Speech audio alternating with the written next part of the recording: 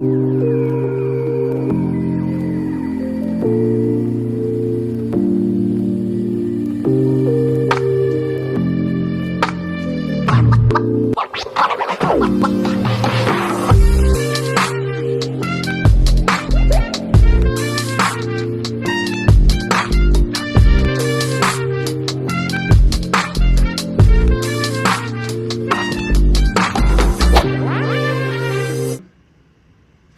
up, YouTube? Welcome to the Tremain Show. I'm Tremain Davis, and today I have a special guest with me. I told you we're going to 2022. We're going to take it to the next level. We're doing interview-style, podcast-style interviews with highly successful CEOs and entrepreneurs so that you all can see in real time, in real life, with real life case studies, what it's like to be successful as an entrepreneur. All of the things that we talk about on this channel, we put it in the interview style so that you can hear from entrepreneurs and from CEOs how they were able to overcome difficulties and make it ultimately to their success. All right, so today with me, I have Mr. Mark Sterin. He is awesome, as you all will see, CEO of University Startups and multiple other business ventures. We'll talk about that. I'll have him talk about that in a second. But Mark, thank you so much for being on the show. Hey man, thank you for having me. I'm excited to be here. Oh man, I'm excited. I've been wanting to talk to you about, your past and talk to you about your entrepreneurship and different things that you've done. So I'm really excited to have you here as well. All right, so let's just jump right into it. When it comes to entrepreneurship, tell us who Mark Sterin is. Man, that's such a great question. I haven't heard that before. What I try to be is to empower everyone else, because there's so much talent. There's so many good people out there like yourself and others that are just amazing, have all these different skills. So I see my job as trying to empower and put people in the right place. You always hear the right people in the right seats. That's kind of what we try to do. Right. Steve Jobs used to say, hey, I don't hire people to tell them what to do. I hire them to tell me what to do. Nice. And that's kind of how I see it. Nice. We're just trying to empower our team to serve others. Got you. So I like that approach. So it's more of a collaborative approach, kind of what you're telling me. So one thing we talk about on the channel all the time is that most entrepreneurs, if they want to be successful, cannot be a one-man army. Yeah. There's no way that you can do it by yourself. So the idea that you're starting out, just in the first piece of this interview, talking about how you like to build teams to instruct you on what to do as a CEO, that's pretty powerful. It's so helpful because entrepreneurship is lonely. You're out there, you're talking ideas, and there's so many ups and downs. One day you're like, wow, I just struck this big deal. Another day it falls through. Right. So you need other people with diverse thinking, who think differently than you. And man, you can rock it if you put those members together to achieve one goal, right? All these different people thinking differently to achieve that one goal, that's unbeatable. Absolutely. So on the last episode, we had the CEO of FSC First here, which is a bank here in Bowie, Maryland. And she talked about some of the same things as far as building her team out, building her board out, and different things like that. So entrepreneurs who are just on the ground level, and we've got a growing community of entrepreneurs, people with startups, early stage companies, they might be thinking, how do I build that team? How do I get to those people who can ultimately help me get to my goal? What would you say to that person? Yeah, it's a great question. So there's two main things I would think about. One is, why do you exist? Why does your organization exist? Who are you here to serve is the part two of that. So why you exist will attract other people. Nice. If you can't attract other people to your team, you're not onto something. There's something off with your mission, your purpose, why you're trying to, what you're trying to achieve. The second thing is who you're trying to serve, right? So entrepreneurs are the greatest servants. We're here to help others. It's not about us. It's about them, our customers, our beneficiaries. So can you align with your purpose and mission with those you're trying to help? And will that attract other people? If you find that you're attracting other people who are awesome, think differently, and can really want to help those segments, then you're onto something. Nice. If for some reason you're by yourself and you remain by yourself for a long time, man, there's something off. Something's off there. Yeah. All right, so one thing that you said, and I really like that you mentioned this because we talk about this often on the channel, is what I call and what we call on this channel the internal why. And you talked about the why, you talked about the mission, the vision. On the channel, we talk about that as the internal why, but it's an overall arching concept of the thing that's driving from inside of me is ultimately what's going to attract people to what it is that I'm doing. Yeah. That has to be at the forefront. It can't be about money. A lot of times entrepreneurs just want to make money. And you see on the internet and, make 5 ways to make $1 million and 10 ways to be successful. But if you really want to build a good quality team, it can't be about that. It's got to be more about the why, as you said. Yeah. And I was going to ask as a second part, how have you used that to build teams? Yeah, it's awesome, right? Because how you do it, there's going to be a million other companies just like you do it in the same manner. But why you do it will differentiate you. That's good. So how do I build teams? How do we, it's funny. I don't know if there's anything I've written down to say this is how I build the teams, but I look for people that think align with us, want to serve the same segments, that want to help other people, but again, add some value to what we're trying to achieve. There's no use in hiring two Mark Starons into the same organization, right? I like to hire people that challenge me, that challenge us, but also want to achieve that same goal. Gotcha. Right? Because if we're all going to different directions, then there's no good. Think of a football team. We just saw the Super Bowl last night, right? You got the offensive linemen who are trying to block. You got the quarterback, you got the running back, but they're all trying to achieve the same goal of getting that touchdown, but they're doing it in their own special way. Lineman block. Running back runs, so it's coming together. That can't be beat, right? If you're aligned for that one purpose, you can't lose. You really can't. You really can't lose. But if you got one receiver who won't do the route right, or you got one player who's all about me and not thinking about that greater good, it's hard. It's tough. Yeah. It's tough.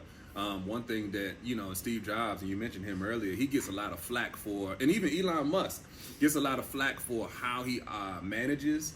And he's one of those people where, and both of them were, if you don't get results, you're out the door. You know what I mean? You gotta hire slow so you can get good people, but you gotta cut them off quick if they're not aligned with the mission and vision, because ultimately, like you said, it can drag the organization down. So good what you just said. Yeah. Because A players want to play with other A players. Yes. So if I have a Tremain Davis working for our organization, and he sees the 3 or 4 other people not pulling their weight, that's hard. That's right? tough. Tremain Davis is so valuable, he's going to go somewhere else. So you got to always be thinking about that. Yeah. How can I get other A players? And they will. They'll attract other A players. They will. Yeah.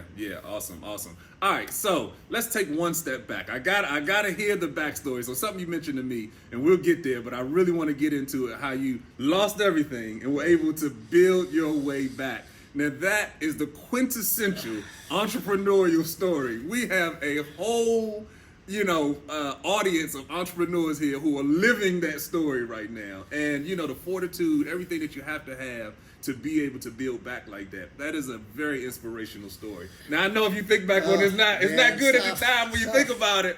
But the journey is something that I think can really be inspirational and something that people watching this channel can really get value out of. So let's take a step back. So when did you start your first company? Because you started 5 companies? Yeah, we started a bunch of companies. Okay, so when was your first entrepreneurial? How old were you? I was in high school. Okay. We had a landscaping company. Okay. And it was great, R&M services, and before we knew, we had a whole bunch of people working for us. Okay.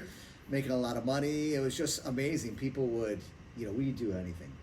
We would, clean people's gutters. We would fluff a person's pillows. We would literally, it was the ultimate hustle. This was before the internet. Yeah, before the internet. So when people said, "Hey, can you do our driveway?" We're like, "Yeah, we can do your driveway." And we'd read the back of the can on how to do the driveway. There was no YouTube. There wasn't anything to learn. Love it. I mean, it was incredible what we did to hustle. And I made more money that summer, it was incredible. Gotcha. It really was incredible to see what was going on.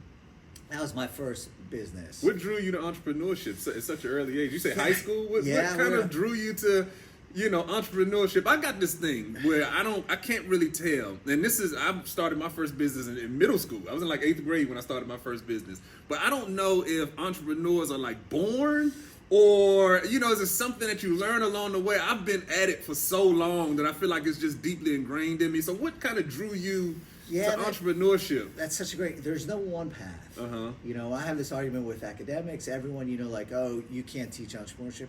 It's environment. Yeah. Right? Yeah. If you give a kid the right environment, help them, support them, they can learn anything. Yeah. There's other kids who are going to rock it no matter where they are. Yeah, no matter, right. But the reality is, it's so teachable to think differently, to be able to take chances. So I was very fortunate. My family's from immigrants, and so Pop would always go for things. Yeah. Go it. Try it. Give it a whirl. If it works, great. If it doesn't, you learn. Nice. Yeah, so I was very fortunate to grow up in that kind of house. Gotcha. The reality is, he made me work. Right? You can't just sit around. You can't sit around. Right. Yeah, Right. So Right. Saturday You morning, do something. he'd get me up and mow the lawn, and so I learned to mow the lawn. But that skill, mowing the lawn, is like, why don't you charge other people to mow the lawn? Gotcha. And so it's just that kind of environment, being around other people, that inspire you too. So those are the two things, your peer, your environment, and the third thing that got me out of trouble was having a mentor. Nice. Having that guiding light, someone to talk to and learn from, who's gone through the many difficulties. And then entrepreneurs, we have to do it ourselves. Yeah. But having someone to throw that off on is so valuable. Right. It's instructive. That's one thing that I really wanted to kind of accomplish with this channel, is have a place where an entrepreneur could land. Because awesome. I didn't have a mentor. Like I come from very meager, if you will, beginnings. I didn't have anybody around me who knew entrepreneurship. Out of my neighborhood, success was working for the gas company, the power company, just graduating high school, so I definitely wasn't in the environment of entrepreneurship, cultivating businesses. And so I know that there are a lot of entrepreneurs who are probably in that same space, which is why I created this channel, so that they can have a space to come, get some good information. What do I do next? I've got this idea. How do I take it to the next level? So for that person who doesn't necessarily have a mentor, you were very fortunate. What would you say? And I've done some videos about getting connected to places like your innovation hub at your community college, or, going to some business conferences. Got to get around people who are, but for that person who doesn't have a mentor, how would you maybe give them some advice? Awesome. So two things. One, you have to take that first step. Entrepreneurship is about doing. So if you have an idea, start talking to people about that idea. And the second thing is to get that mentor. Reach out to community centers. Go on LinkedIn, form a LinkedIn profile, and just connect. You'd be surprised how many good people want to help other people, and they don't want to charge money. They just want to know that they're listening to. But be that doer. Anyone that hustles, I'll give out my email, my phone number, and I will support them as much as I can. If I can't help them, I'll send it to someone else. But take that first step. Nice. Don't say, "Oh, I don't know anybody. I can't do anything." Man, it's up to you. It really is. Love it. Yeah, so take that first step is important. One thing you mentioned is LinkedIn. I didn't even think about LinkedIn, but that brings me to like a broader and bigger conversation, is that in 2022 there's so many avenues to get a hold of people. Like I didn't even think, like when you said LinkedIn, I'm like, wait a minute, we're in 2022. Love it. I mean, you can get on social media, you can go to the local library, you can, I mean, it's so much that you can do to get a hold of people, get into that atmosphere of people who are like-minded. Another thing too is a lot of people will send an email or phone call and they don't get a response, and they're like, oh, that's it. Right. Do this. If you want to be in restaurants, go to the local restaurant and talk to a manager. Hey, can I spend once a week with you? Nice. If you want to be a sports agent, go to, look up all the sports agents, call them, set up a cup of coffee, right? Try to get in front of them. You can spend time to show your dedication. They want you to take that first step to show, wow, this kid is serious. Mentor-mentee relationships, they give and take. A mentor has to get something out of it too. You can't just think it's all give me. What can you do for me? Exactly. What can you do for them too? What can you do to that mentor to make them feel good? So think about that give and take. I love that. All right, so I hope y'all are taking notes. This is gems. Dropping gems. That was a bar from Mark. So make sure that you take the first step, all right? Make sure you take the first step. If I had a whiteboard here, I'd do whiteboard sessions on the channel sometime. On that whiteboard right over there, I do whiteboard sessions sometime. I will write it on the whiteboard. Make sure you take the first step as an entrepreneur. And one thing, in true entrepreneurship fashion, if you don't get a response, you got to still keep going. Take the next step. What's the step after that? If you don't get them the first time, maybe reach out again. Like he said, go to the local restaurant if you want to be a chef or be in restaurants. Get around somebody who is doing what you're doing at a high level, and that will ultimately push you. Love it. My first venture capitalist, it took 36 phone calls before they took my first meeting. Wow. Disney, it was 212 banks before he finally got a bag to say yes. And you gotta keep going. You gotta keep going. All right, so keep going. That is one thing that I think are the best story to talk about. So Tell me about, all right, so your first business was your lawn care business, landscaping / anything, including fluffing pillows. Really. Whatever they ask for, you can do it, you know. But after that, okay, so now you're kind of getting into a mature sort of entrepreneur, you know, sort of posture. Tell me about that. So we had a buddy of mine. I was at a law firm, and he was at PwC, and we were in line for a movie. This is the 90s. Okay. And we're like, man, the lines are taking so long. I really think we need like a kiosk to be able to print tickets out. And then we just put out in front of us, and we looked at each other. So no. The tickets need to be on this phone. And before you know it, we had this RFID mobile ticketing loyalty system. We got Celebrity Investors, you know, wow. Nokia Ventures. We had this great thing. Wow. And we ended up selling in 2001. But it was the ultimate, you know, things are rocking, things are okay, and then we sell the company. That, I don't even have time for all the stories. Yeah. I mean, those times together, learning from 2 people to build a company to 45 people to finally sell that company, it was hard with technology and bringing in people and bringing in different visions. And we had no idea what we were doing. Wow. When I say we had no idea what we were doing, we had no idea what really we were doing. flying by the seat of your pants. Really. And so, you know, when we look back, it was the ultimate lesson, mm-hmm. you know, on success, failure, success.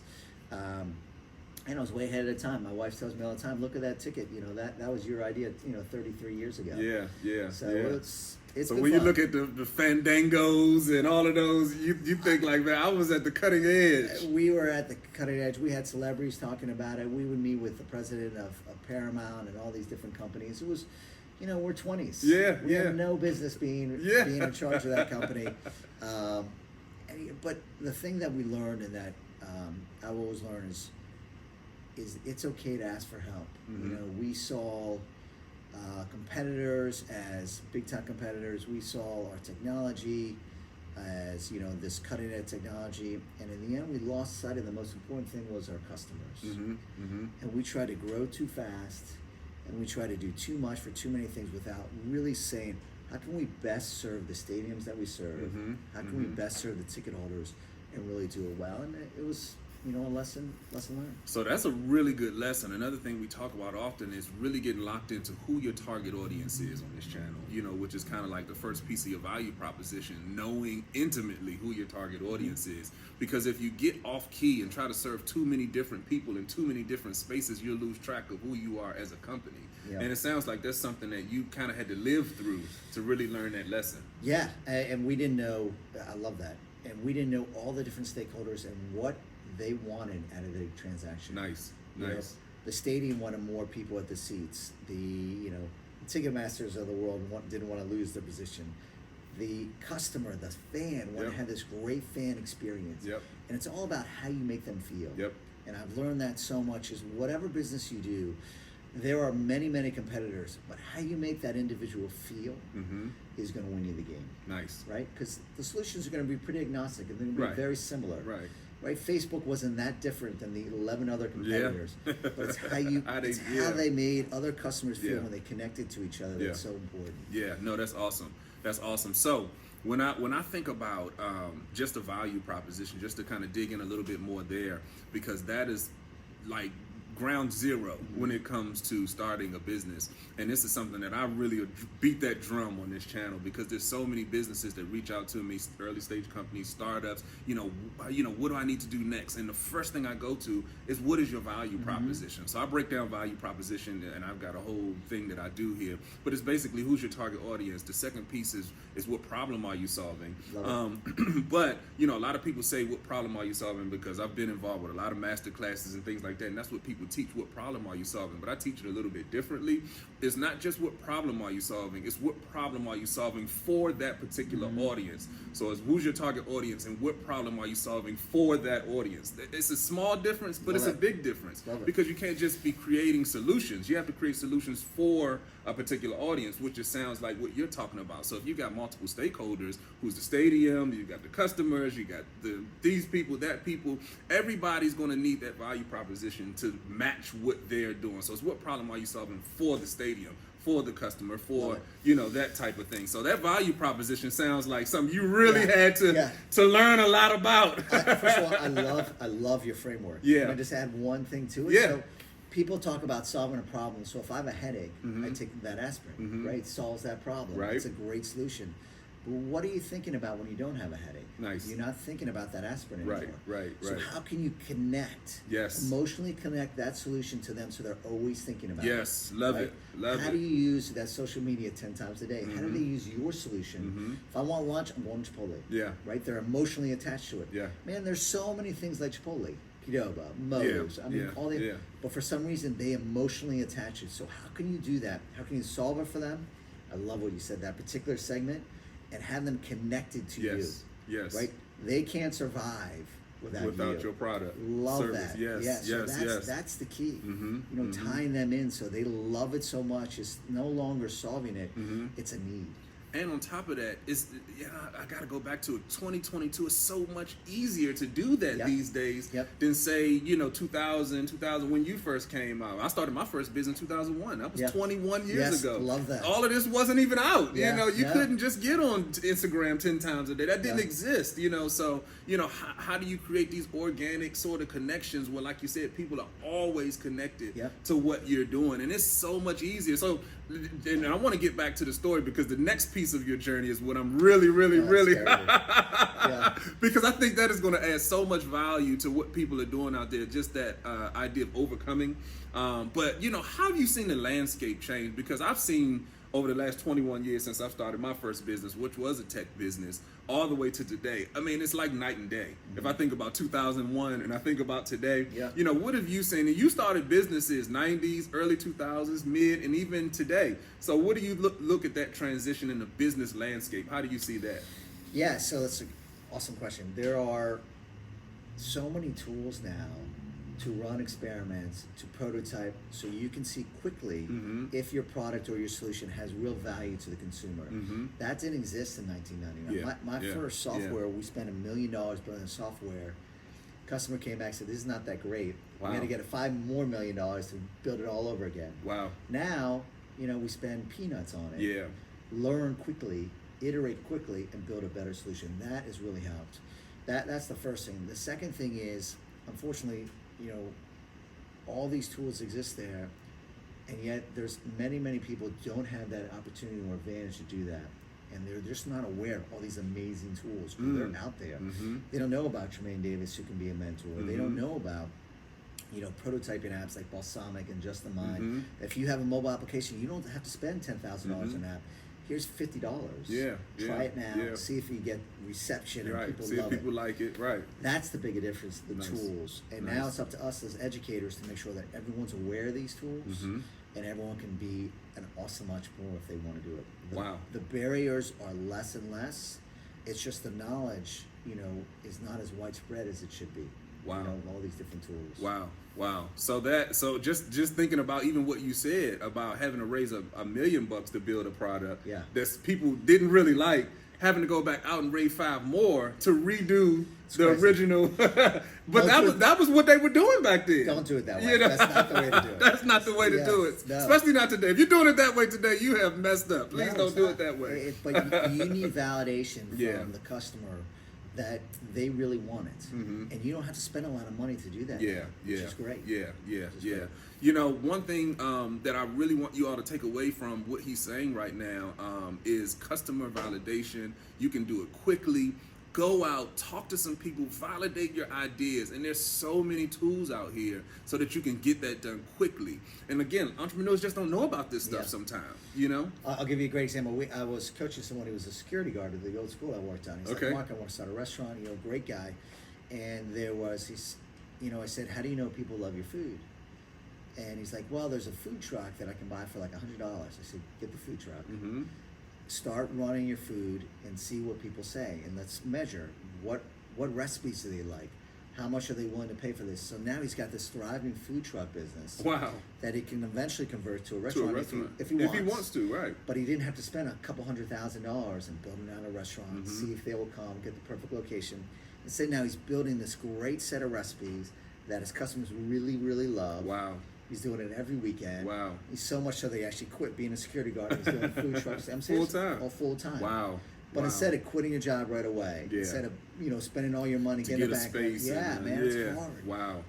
He really gets it. Wow.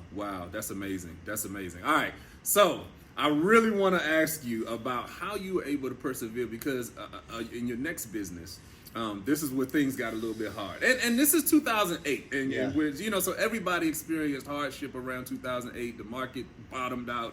Everybody tanked, everybody lost money, and everything like that. But you were right in the throes of having a business that was growing, when 2008 happened. Yeah. And of course, you experienced the same thing everybody experienced, but you were able to persevere and ultimately get that business to the next level. So tell me about what that journey right there was like. Yeah, so we had many restaurants. I was running multiple restaurants, and 2008 hit and the bottom hit. Yeah. And the restaurants, that were doing well started to fail, and not just one, but all of them at a time. And I didn't really know how to run a business. I would go into a restaurant, take over the grill, push people aside, try to do multiple positions. And I got a mentor. He was a former CEO of a publicly traded company. And he said, "You're not running a business." He says, "You're a grill cook." Wow. Going from one restaurant to another. The next, right. Or you're a cashier. You're not running the business. So do you feel like, starting in the 90s with your landscape company, going to a company that ultimately was acquired, then going into this business, what do you feel like the learning gap was where you got to that business and you still weren't necessarily at the next level as far as a CEO is concerned? I'll tell you what happened is I was working 24/7, 7 days a week, literally, not home for dinner, just running. And I had twin boys at the time. They were like 3 or 4. Got so bad I wasn't home that my wife literally arranged a play date for me and the 2 boys on a Sunday.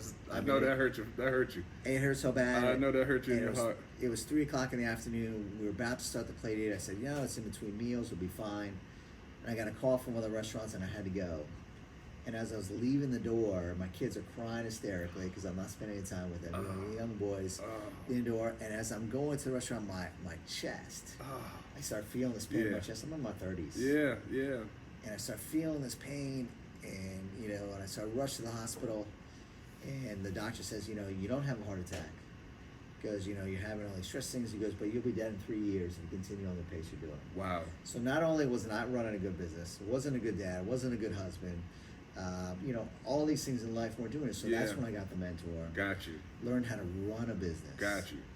Run a business. Make sure everyone's aligned on the same goals. Making sure everyone is doing their jobs, not taking over someone's jobs, but empowering them to do well. Got you. Getting people. We were very fortunate. We had a great Hispanic community. Many of them didn't learn English until they came to us, and we taught them English. And nice. We all strove together to make a great customer service, empower movement up, so people could start a cashier, become a general manager. Nice. It was, the greatest revelation of how to run a business that I've ever had in my life. And at the end, we were able to sell the company. After years of getting things in right, bringing in an operator, just learning how to do the business. So it sounds to me like it wasn't, and when you say do the business, it sounds to me, and you can correct me if I'm wrong, that the business side was one thing. Now, you had multiple businesses up to this point, so the business side is one thing. It sounds to me like what you really had to learn was the people side of things. Yeah. Really learning how to manage people, manage their expectations, get them all aligned around your vision or your mission, like you said, empowering them to do the job. So not necessarily the business side, because you knew everything about the business itself. So do you see those two things as separate? It sounds like it's more of a people thing. Maybe. Okay. I think I've definitely gotten better at people. Okay. And people have gotten, I've responded to them better, I think, in a way. I think that's a great question. People is the business. Right. If, your product and solution, no matter how great and novel you think it is, in the end, that's the least important out of everything. It's your people, how you treat them, how you empower them, how you solve it for the customer. And then your solution, how you do and what you do, is the very last thing. Because if you can, again, connect them and feel like they're part of your business. Right, make them stakeholders. Make them stakeholders. I'm not a Chipotle eater. I'm a Chipotle fan. Yeah. This is my restaurant. Yeah. This is where I go. Yeah. This is part of my life. Yeah. And your employees feel that, where they feel like they're part of their customer's life. That's the key. And what you think about it this way, I had 150 employees. 150 employees are significantly better than one employee trying to do every job. Everything, yeah. And I learned to be on the business as opposed to in the business. Got you. And that really is the key. Got you. So that was a difference maker for you. Yeah. You know, right at the and this is right 2008 when things are tanking. It was bad. It was bad. So you're learning on the job as the market is going down. And when we sold that company, it was funny because they came in and said, "Wow, this is like a well-oiled machine." Right. Everything was working really well. Got you. And it wasn't my credit; it was the credit of our team. Everybody, yeah. Everyone really working together to make a great organization. Got you. After multiple failures and doing it the wrong way. Got you. One thing that, you know, I think that has become valuable to me in this space, you know, when it comes to building teams, running companies, and I'm invested in, you know, a handful of them myself, you know, and started 3 businesses over the last 20 years. When it comes to building a team, it's really kind of knowing your value, knowing, you know, as a CEO what your strengths are, you know, staying in your lane, you know, as a CEO, and then everywhere where you are deficient, that's where you really find good people to come in and you empower them to do their job, which makes you a better CEO. Love it. Yeah. That is so good. Like knowing what you're not great at. Yes. So there's a great thing, you know, knowing what you're not good at and knowing what you like to do. Yeah. So I'm good at X, and I love to do this. Right. And I try to delegate everything else. Got you. Still hold everyone accountable for what they need to do and what they need to achieve.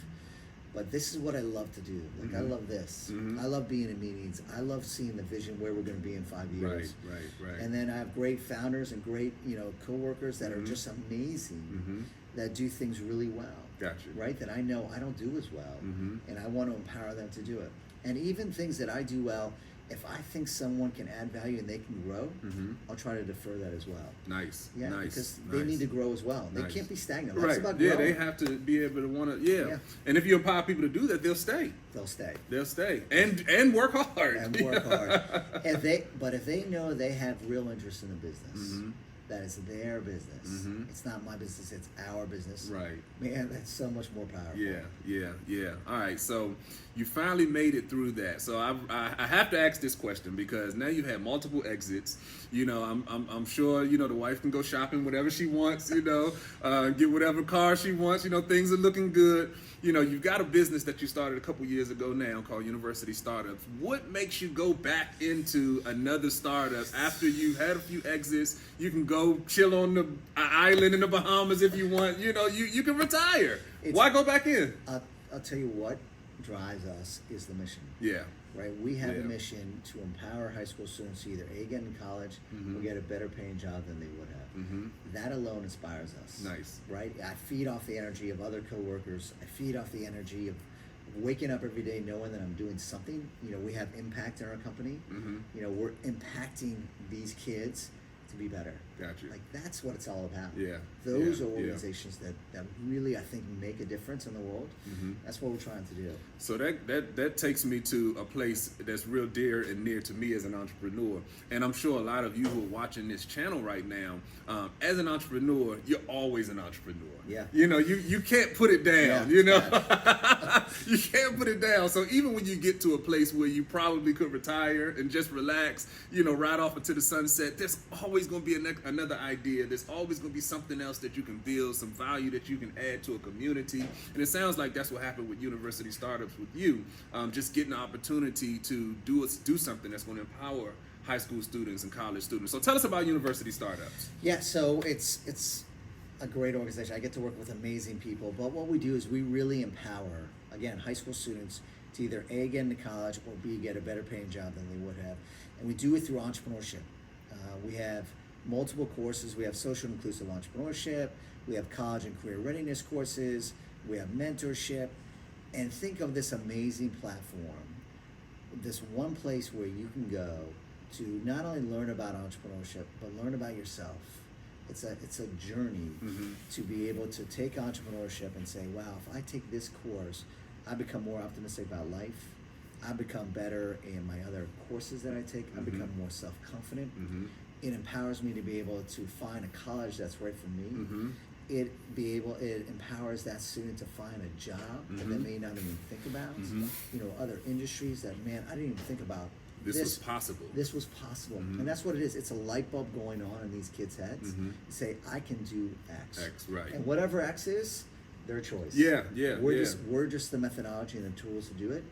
We impacted, about 200 kids last year. This year we're going to hit about 10,000 kids. And I'm just so excited about really empowering the kids to be amazing. Because they are amazing. Yeah, the impact that we can have on these kids.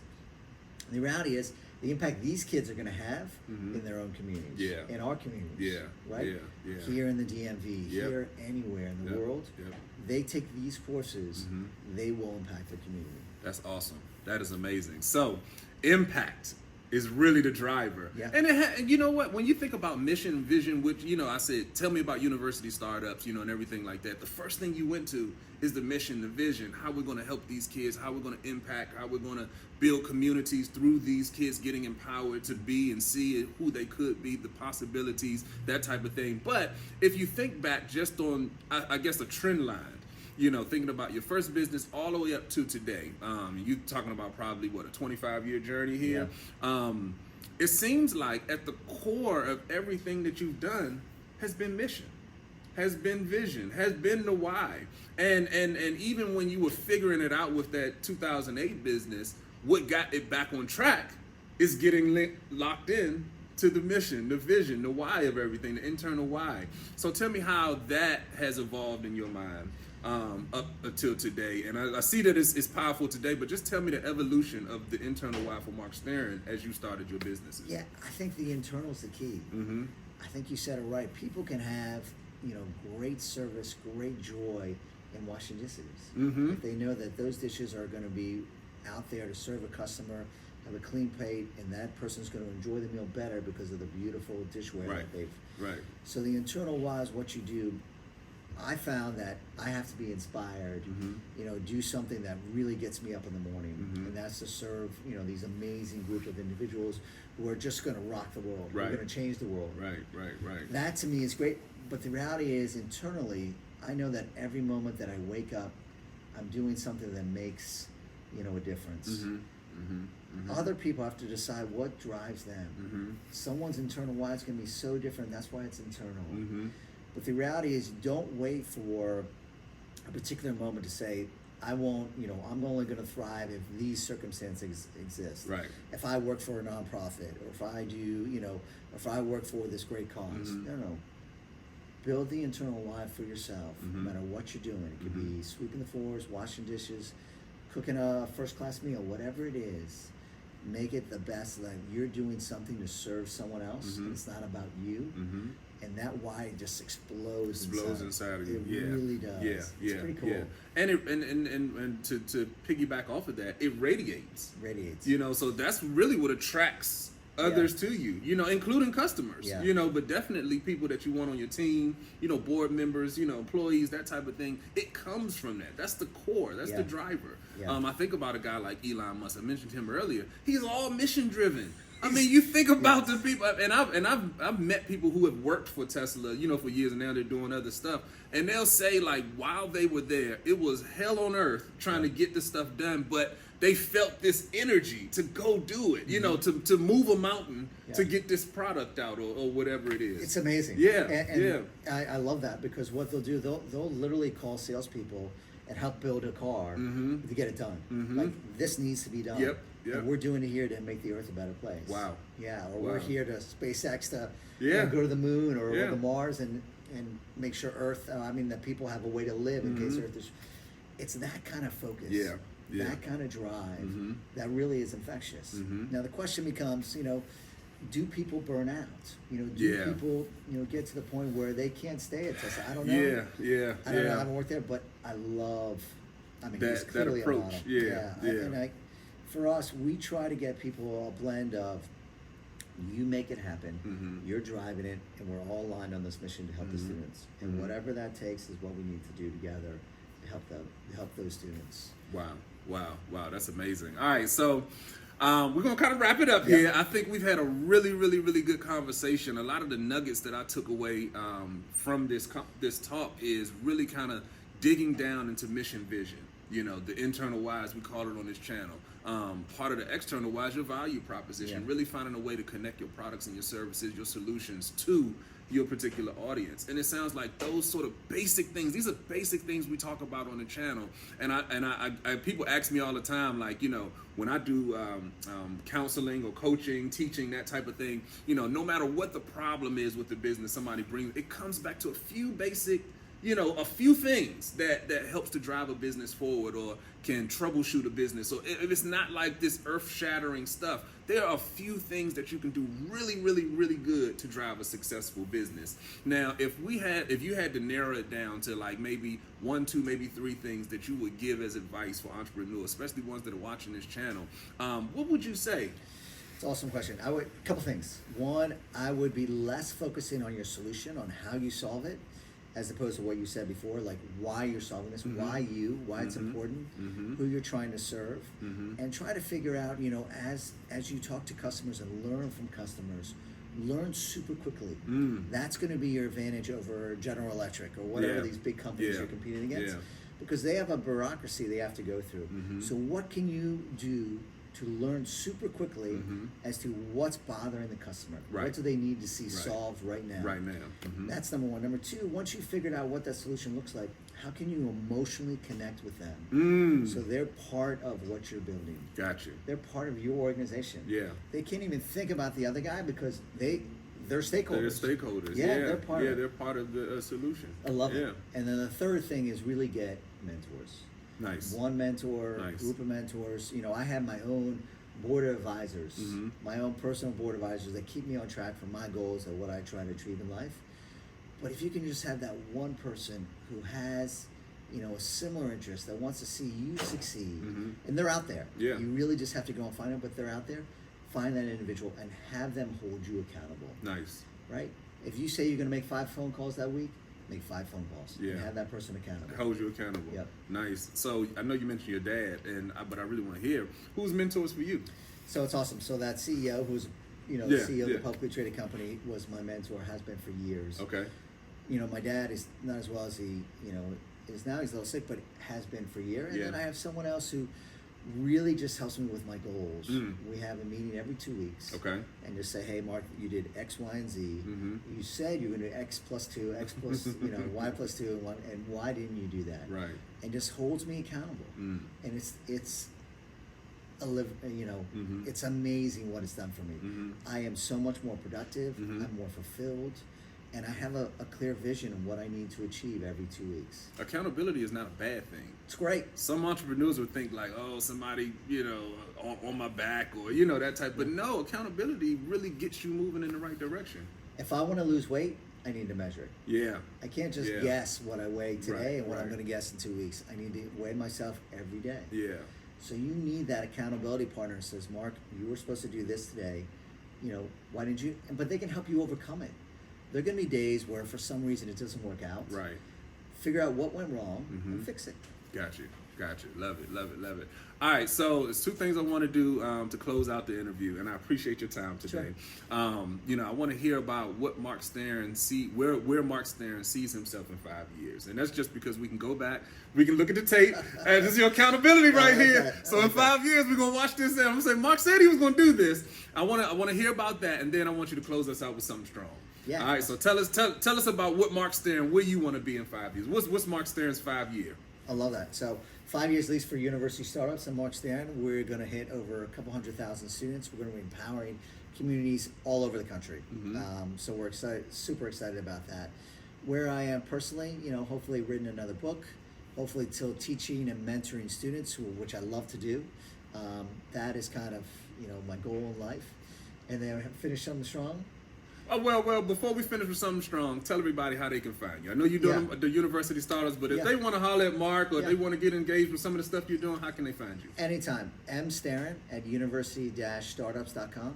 You can put that up there. They can email me anytime if they ever want to talk, have some ideas. I'm here for you. And hopefully, you know, as a mentee, you'll be there for me as a mentor. So I'm excited to connect. And then... what else did I say? Close us out with something strong. Put a bow on this conversation. Put a bow on it. Entrepreneurs are doers. Don't just talk about it.